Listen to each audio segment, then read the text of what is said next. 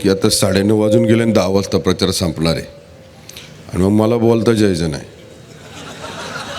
परत कोणतरी एखादा गुन्हा दाखल करीन, त्यापेक्षा म्हटलं मी पटकेने इथे जाऊन उभा राहिलो. पुण्यश्लोक छत्रपती शिवाजी महाराज, धर्मवीर छत्रपती श्री संभाजी महाराज,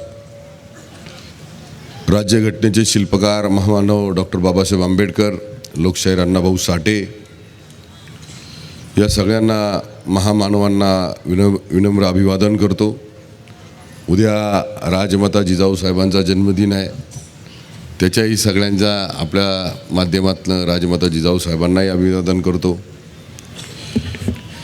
पिंपरी चिंचवड महानगरपालिकेची 2026ची सार्वत्रिक निवडणूक आणि त्या निवडणुकीच्या माध्यमातून आपण येणाऱ्या 15 तारखेला आपण मतदान करणार आहात आणि या मतदानाच्या माध्यमातून होणारी जाहीर सभा घरकुलमध्ये त्या ठिकाणी उपस्थित आपल्या या विभागाचे विधान परिषदेचे लोकप्रिय आमदार, ज्यांना आपण सगळ्यांनी पाहिलं असेल सभापती म्हणून, ज्यावेळेस विधान परिषदेमध्ये आपल्या या पिंपरी चिंचवडचा स्वाभिमान म्हणून त्या ठिकाणी व्यासपीठावर म्हणजे सभापती म्हणून विधान परिषदेमध्ये बसले, सगळ्यात जास्त स्वाभिमान आनंद आपल्या पिंपरी चिंचवडकरांना झाला असेल ते आमदार अमित गोरखे.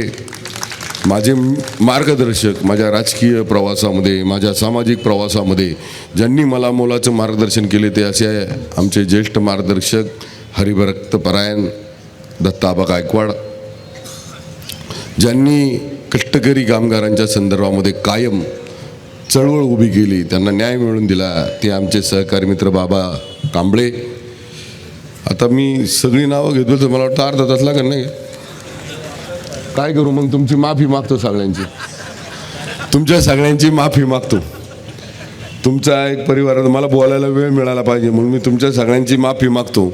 उपस्थित माझ्यासाठी आपल्या सगळ्यांसाठी असलेले सन्माननीय व्यासपीठ आणि समोर उपस्थित असलेले माझ्या पिंपरी चिंचवडमधले सगळे स्वाभिमानी महिला भगिनी, पुरुष, सगळे माझे मार्गदर्शक, माझ्या ज्येष्ठ तरुण सहकारी, सगळे ज्येष्ठ मार्गदर्शक, सगळ्यांचं पहिल्यांदा या ठिकाणी एवढा उशीर आपण थांबलेत त्याबद्दल धन्यवाद मानतो. आता मी तिकडनं एक आमच्या पिंपरी चिंचवड आपल्या भोसरीमध्ये एक रोड शो होता. आदरणीय आपल्या सर्वांचे लोकप्रिय मुख्यमंत्री आणि आपल्या सगळ्या लाडक्या बहिणींचे लाडके भाऊ देवाभाऊ त्या ठिकाणी आले होते. त्यांना मी एक मागणी केली तिथं आत्ता, आणि तिथून इथं झालोय. ती मागणी तुम्हाला दाखवतो, मग मी माझ्या भाषणाला सुरुवात करतो. मागणी दाखवतं का रे? कोण दाखवणार आहे? लोकांना, आमच्या भोसरीच्या ग्रामस्थांना इथल्या ग्राम उत्सवासाठी, ग्रामदैवताच्या याच्यासाठी आपण दिलेलं आहे विकसित करण्यासाठी महापालिकेने. तसंच चिखलीला सुद्धा आपण गायरान जे आहे ती गायरानाची जागा त्या चिखलीच्या ग्रामस्थांना त्या ठिकाणी त्यांचे उत्सव होतात त्यासाठी आपण द्यावी ही एक विनंती करतो. त्यानंतर घरकुल त्या ठिकाणी मी मागच्या अधिवेशनामध्ये भाऊ मी घरकुलमध्ये राहणारी जी काही तुम्ही परवा आपल्या भाषणात सांगितलं 13,000 घर देणार होते, 6,700 घर दिली. त्या 6,700 लोकांना कुठल्याही प्रकारच्या सुविधा दिल्या नाही. मागच्या अधिवेशनामध्ये भाऊ मी मांडलेलं आहे. त्या 6,700 लोकांचा टॅक्स माफ करण्या संदर्भातली भूमिका सुद्धा भाऊ येणाऱ्या अधिवेशनामध्ये आपण घ्यावी अशा प्रकारची विनंती करतो. मी केवळ एवढंच सांगण्याकरता आलो आहे. महेश दादांनी आता काही मागण्या या ठिकाणी केल्या, त्या मागण्या सोडा आणि महेश दादा करता हा तेव्हा भाऊ बेरचे काय बेरचे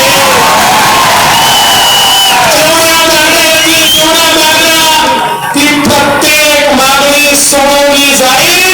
जी जी तुमची आशा आकांक्षा अपेक्षा असेल ती पूर्ण करण्याची गॅरंटी हा तेव्हा भाऊ या ठिकाणी घेतो.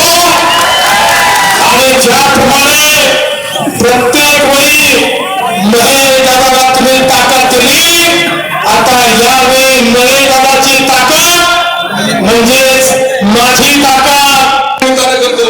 आमच्याकडे आता ह्याच्यापेक्षा जास्त काय बोलायला नको मला वाटतं. 6,700 कुटुंबाचा जो टॅक्स आहे तो माफ करण्यासंदर्भातलं जाहीर निवेदन मुख्यमंत्र्यांनी केलं. ज्या वेळेस आपलं घरकुलचं फेडरेशन, या फेडरेशन मधले आपले सगळे सहकारी मला पहिल्यांदा भेटले. मग आमचे अशोक मगर असतील, आबासाहेब असतील, युवराज असेल, सुधाकरजी असतील, आता सगळ्यांची नाव घेत नाही, परत म्हणतात ते नाव कोणाचं तरी राहिलं. ही सगळी लोक मला विधानसभेच्या आधी भेटली, मला म्हटले की आपल्याला आमदार साहेब अशी अशी मागणी आहे आणि आम्हाला असा असा त्रास होतो. मी लगेच मागच्या हिवाळी अधिवेशनमध्ये मांडलं. त्याच्या संदर्भात सकारात्मक भूमिका सरकारने घेतली आणि आज मुख्यमंत्र्यांनी जाहीर केलं की हा टॅक्स माफ करणार.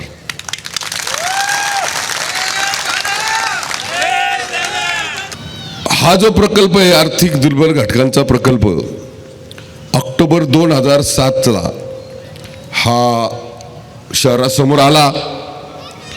प्रत्यक्षात कामाला सुरुवात 2 वर्षांनी झाली, 2009ला. आणि किती घरं देणार होते? 13,250. आणि घरं दिली किती? 6,720. बरोबर. आणि ती 6,720 जी घरं दिली, त्या प्रत्येक घराला समस्यांच्या विळख्यात सोडलं. त्यांच्या पूर्णपणे जे स्वप्न पाहिलं होतं त्या प्रत्येक कुटुंबानं ते इथं आल्यानंतर त्यांचं स्वप्न भंग करण्याचं काम या पुढाऱ्यांनी केलं. मी ज्या ज्या वेळेस या ठिकाणी यायचो, पावसाळ्यात तर जास्त वेळ आलो, पूर्ण पाणी भरलेलं असायचं. मी सभागृहात बोललो होतो, पहा तुम्हाला, मला वाटतं आमच्या मगर साहेबांनी, धुरी साहेबांनी किंवा या सगळ्यांनी दाखवलं असेल. युवराज दाखवलं का? दाखवलं ना? दाखव. मग त्या वेळेस मी आपली सत्य परिस्थिती या ठिकाणची, आपल्याला किती मोठ्या समस्यांना सामोरं जावं लागतं हे मी तिथं सांगितलं. का सांगितलं? कारण मी इथं राहतो, मी इथं आलो.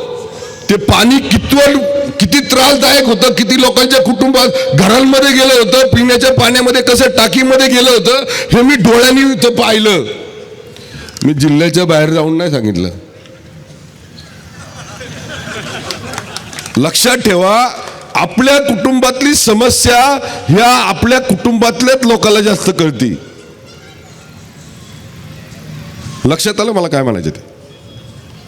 म्हणून मी काय म्हणत असतो, आपण स्वाभिमानी पिंपरी चिंचवडकर, आपण एक परिवार आहोत, आपण एक कुटुंब आहोत. या शहरात राहणारा प्रत्येक समाज घटक हा माझ्या कुटुंबातला सदस्य आहे असं समजून आम्ही काम करणारी लोक आहोत.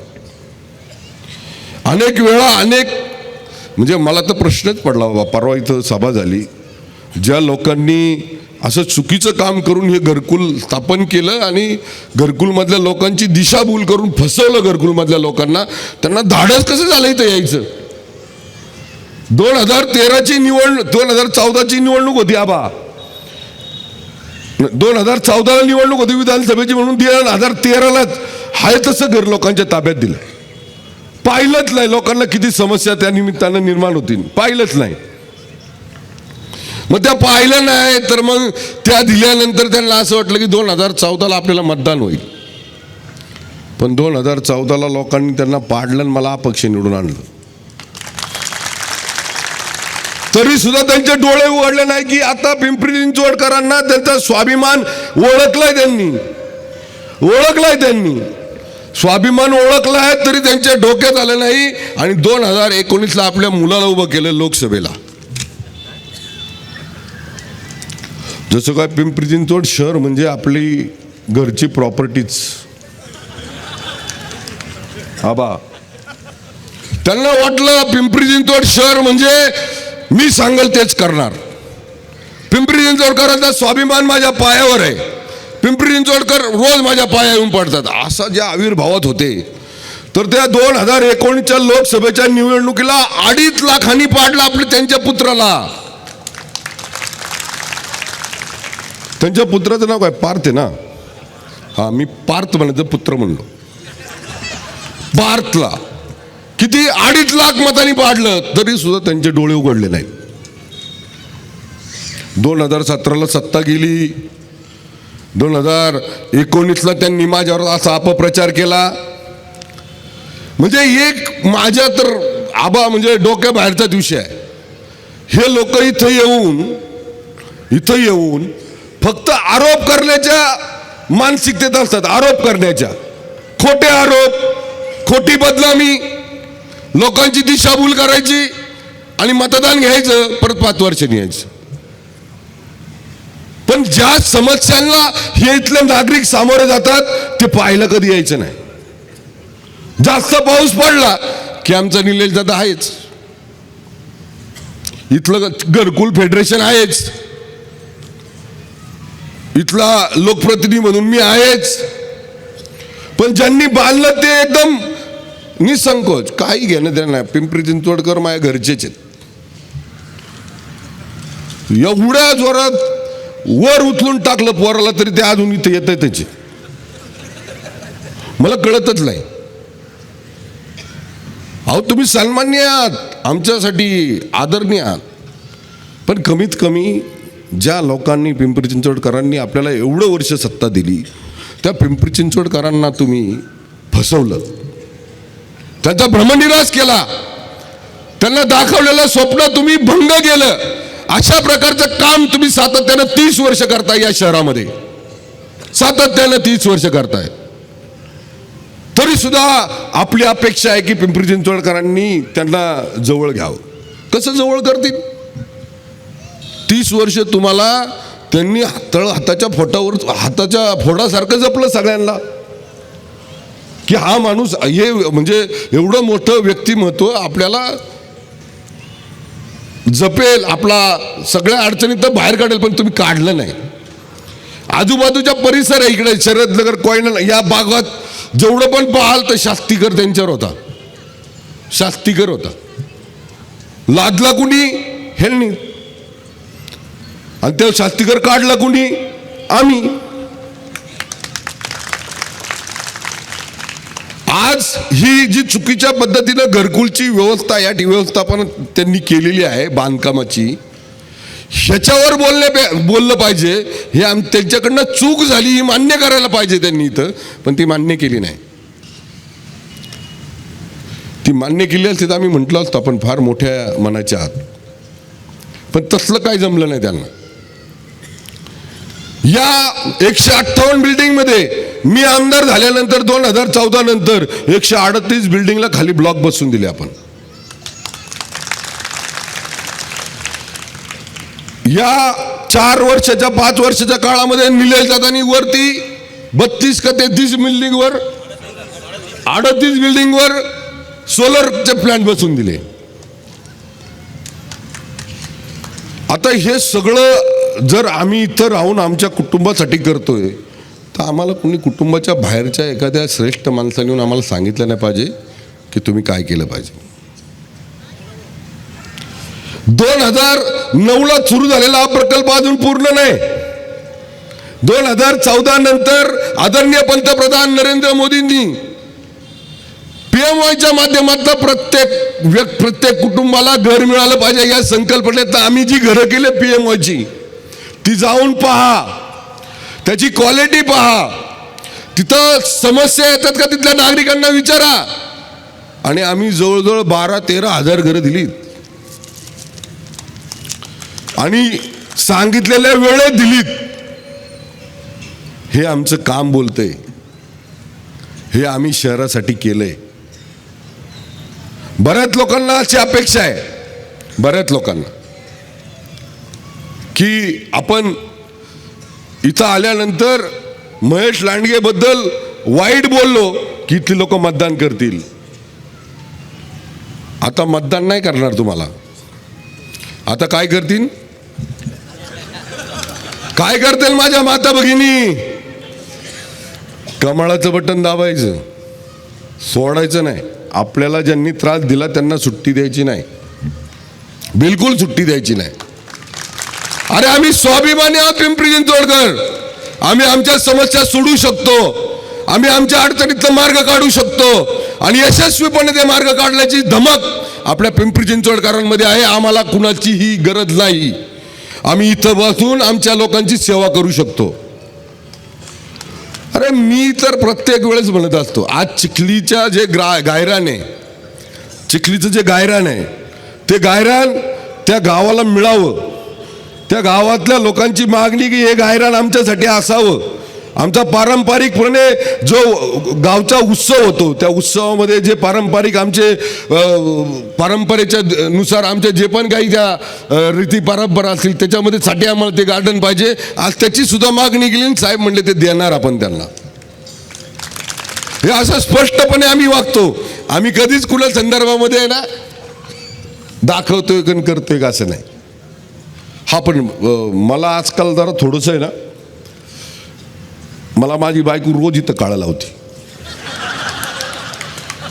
रोज लावते इथं काळं. म्हणलं काय रे एवढं वर्ष पण आता 25 वर्ष झालं आपल्या लग्नाला, आत्ता काळं लावायला लागले. मला म्हणले आजकाल एक सावट तुमच्या डोक्यावर तुमच्या आजूबाजूला फिरते त्याची नजर लागण्याची शक्यता तुम्हाला आहे.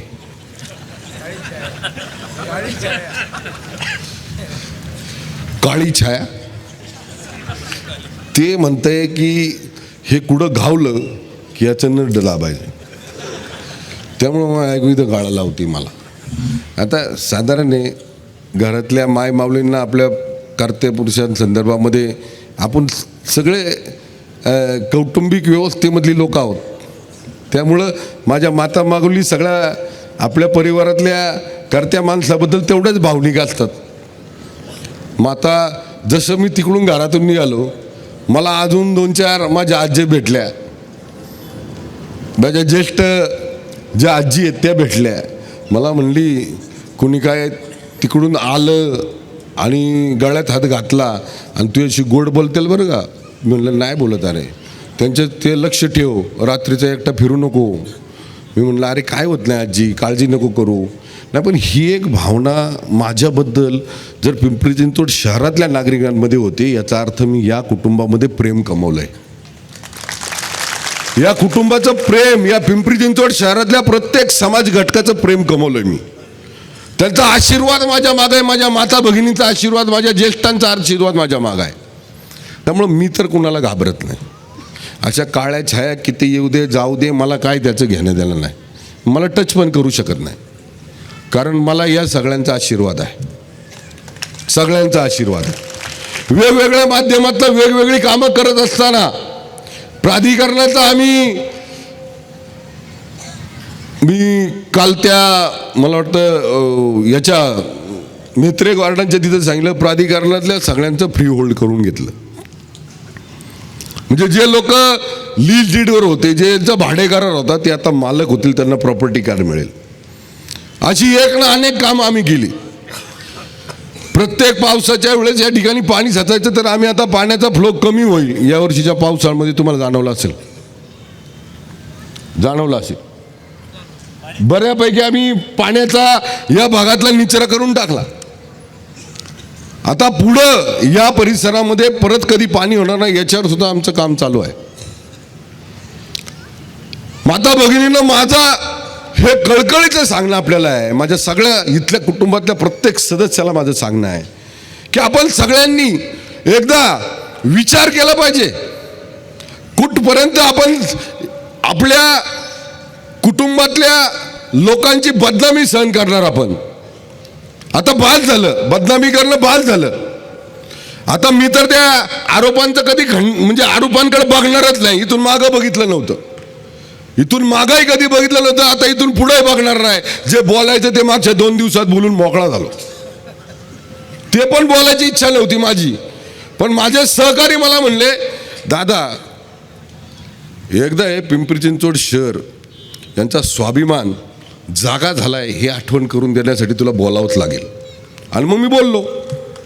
त्याच्यानंतर परत बोललो नाही आणि आता बोलणार पण नाही. आता इथं आपल्याकडं अजंठा नगरच्या बाजूला एक SRA चालू आहे. अजंठा नगरच्या बाजूला 1255 कुटुंब जी घरासाठी लढतायत, स्वतःला घर मिळावं म्हणून. बरेच वर्ष तो प्रकल्प मला वाटतं रखडला होता, बरोबर ना. त्या चळवळीत तुम्ही काम केलेली लोक आहात का नाही बरं त्यांना सुचलं. का नाही सुचलं त्यांना या 1255 लोकांना न्याय द्यावा? हां, बरं झालं ती पण आठवण करून दिली, मला बोलायचंच होतं ते. आता त्यात कोण पार्टनर आहे कोण नाही मला आता नंतर काढावं, पण मी सोडले ते, जाऊ दे आता दादा, ते विनाकारण त्याच्यात जाण्याची काही गरज नाही आपल्याला. लोक हुशार झालेत. आता परत म्हणायचं पिंपरी चिंचवड शहरामध्ये रिंग होती. बारामतीची PWDची जी कामं आहेत ती सगळी आणू समोर.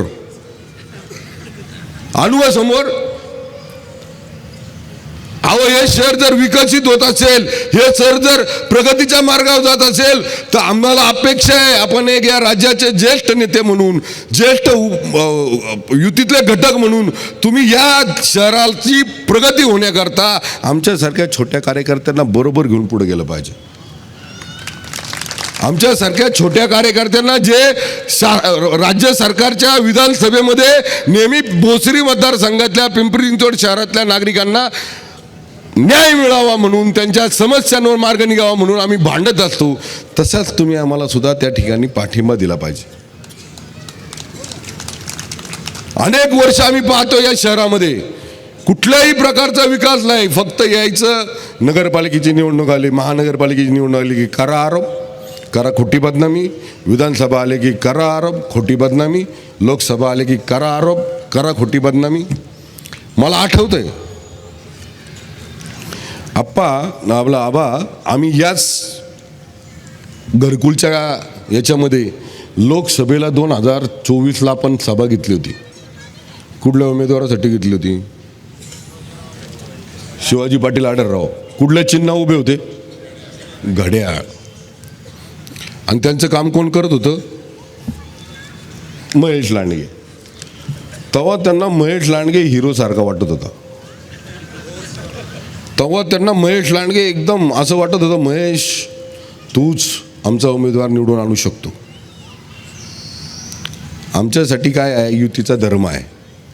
आमच्यासाठी काय? आमच्या देवाभाऊचा आदेश आहे. आमच्यासाठी महत्त्वाचं काय? सर्वप्रथम राष्ट्र, पक्ष आणि मग व्यक्ती. आमचं देशातलं नेतृत्व सांगतंय हे राष्ट्र सुरक्षित राहिलं पाहिजे. या राष्ट्रात राहणारा प्रत्येक नागरिक सुरक्षित राहायला पाहिजे. या राष्ट्रात राहणारा प्रत्येक समाज घटक सुरक्षित राहायला पाहिजे. आणि त्याचबरोबर सुरक्षित राहत असताना त्याला केंद्र सरकारकडनं, राज्य सरकारकडनं, महानगरपालिकेकडनं, स्थानिक स्वराज्य संस्थेकडनं सगळ्या मूलभूत गरजा मिळाल्या पाहिजेत, सगळ्या सुविधा मिळाल्या पाहिजेत. अशा प्रकारची भूमिका असलेलं भारतीय जनता पार्टी हे एकच पार्टी आहे ज्याच्यामध्ये या सगळ्यांचा विचार केला जातो. माझ्या लाडक्या बहिणींना जो पण काही लाडक्या बहिणींची योजना आहे त्याचा लाभ मिळतोय. आता देवेंद्र भाऊ काय म्हटले, आता हीच माझी लाडकी बहीण, आता हिला लखपती दिदी करायचं. म्हणजे आता या माझ्या लाडक्या बहिणी लखपती दिदी होणार. म्हणजे आता या महाराष्ट्राने, या भारतानं आता आपल्या राज्यातल्या, देशातल्या सगळ्या महिलांना लखपती दिदी करण्याची योजना आणली आणि सुरुवात देवेंद्र भाऊ करतायत. हे 5 वर्षांनी मतदान होतं. मग 5 वर्ष मतदान योग्य ठिकाणी केलं तर आपल्याला न्याय मिळतो. आपल्याला या 6,720 कुटुंबाचा जर टॅक्स कमी करायचा असेल तर आपल्यासाठी कोण महत्वाचं आहे? भारतीय जनता पार्टी आणि आदरणीय मुख्यमंत्री देवेंद्र भाऊ. म्हणून आपलं मत कुणाला मिळालं पाहिजे? मगर साहेबांनी सांगितलं, रेशनिंगच्या दुकानाच्या माध्यमातून त्यांनी सगळीकडं रेशनिंग कोविडच्या काळात पुरवलं ना. आमचे धुरी अण्णा, आमचं पैलवान कोविडच्या काळात प्रत्येकाच्या घरोघरी जाऊन, मला माझ्या मित्राची आठवण होते इथं, माझ्या अजय अप्पाची मला मनापासून आठवण होती. बिचारा नाही आपल्यात, पण त्याची आठवण येते. प्रत्येक घराघरात जाऊन आम्ही धान्य पुरवलेलं आहे. का धान्य पुरवलं? की माझं हे पिंपरी चिंचवड शहरातला प्रत्येक नागरिक सुरक्षित राहायला पाहिजे. सुरक्षित राहत असताना त्याला कसल्याही प्रकारची कमतरता नाही मिळाली पाहिजे कुटुंबामध्ये. म्हणून आम्ही धान्य घरी नेऊन दिलं, घरी नेऊन पोच केलं. जे आज इथं 2 दिवसापूर्वी भाषण केलं ना, मला पिंपरी चिंचवडकरांबद्दल फार आम्हाला आदर आहे. ते त्या 2-3 वर्षात तुम्हाला बघायला पण मिळाले नसतील, बघायला मिळाले नसतील. तुम्हाला निलेश दादा बघायला मिळाला असेल, तुम्हाला कुंदन बघायला मिळाले असेल, आमच्या नागरगोजी ताई बघायला मिळाले असतील, आमच्या सचिन सानपचे बघायला मिळाले असेल, रीटाताई बघायला मिळाले असतील. ही घरकुलची जी काही कमिटी आहे घरकुलमध्ये राहणारी, हे घरकुलमध्ये राहणार, हे घरकुलच्या ज्या बिल्डिंग आहे, या बिल्डिंग म्हणजे एक परिवार आहे आणि त्या परिवाराचे हे सगळे कुटुंबाचे प्रमुख आहेत. ही सगळी लोक तुम्हाला प्रत्येक घरात येऊन धान्य पुरव, पेशंटला दवाखान्यात पोचव, लागल ती सुविधा पोचव, अशा पद्धतीचं काम त्यांनी केलेलं आहे. आणि मग पिंपरी चिंचवड शहरातल्या माझ्या स्वाभिमानी नागरिकांना माझं एवढंच म्हणणं आहे की आता फक्त 5 मिनटं राहिलेली आहेत आणि मला फक्त शेवटचं एक वाक्य आपल्याला बोलायचं आहे आणि तो विश्वास मला तुमच्याकडनं हवा आहे. मला विश्वास द्या हात वर करून सगळ्यांनी, माझ्या स्वाभिमानी पिंपरी चिंचवडकरांनी, माझ्या स्वाभिमानी घरकुलमधल्या प्रत्येक कुटुंबातल्या नागरिकांनी मला हात वर करून विश्वास द्या. येणाऱ्या या 15 तारखेला आपण सगळ्यांनी भारतीय जनता पार्टीच्या या 4 उमेदवारांना जास्तीत जास्त मतांनी निवडून द्या. हा विश्वास तुम्ही मला या निमित्तानं द्या. मी तुम्हाला विश्वास देतो, तुमचं एकही काम, एकही अडचण या घरकुलची राहणार नाही. हा विश्वास हा महेश लांडगे तुम्हाला या व्यासपीठावर देतो आणि या ठिकाणी थांबतो. जय हिंद, जय महाराष्ट्र, जय श्रीराम, जय भीम. धन्यवाद. 4ही उमेदवारांना विनंती करा आपण समोर यायचं आहे.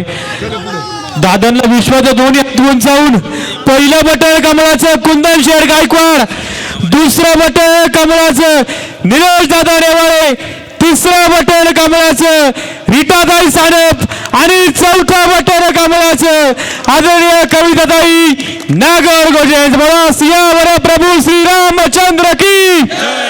शेवटी एवढंच, धर्माचे पालन करणे, पाखंड खंडन.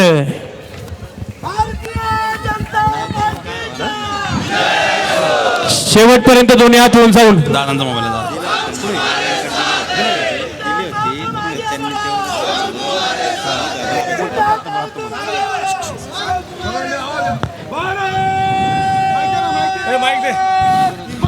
शेवटपर्यंत आवाज.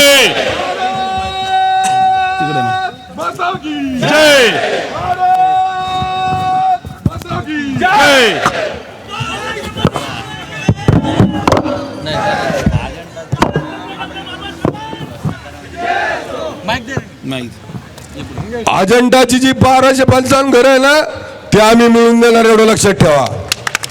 आणि या माणसाली जो धल्लाडा दिला ना त्याला पुढे इकडे पुढे पुढे म्हणून पुढे हे दोघांना सांगतो 1255 घरं मिळून देणार, मी देणार.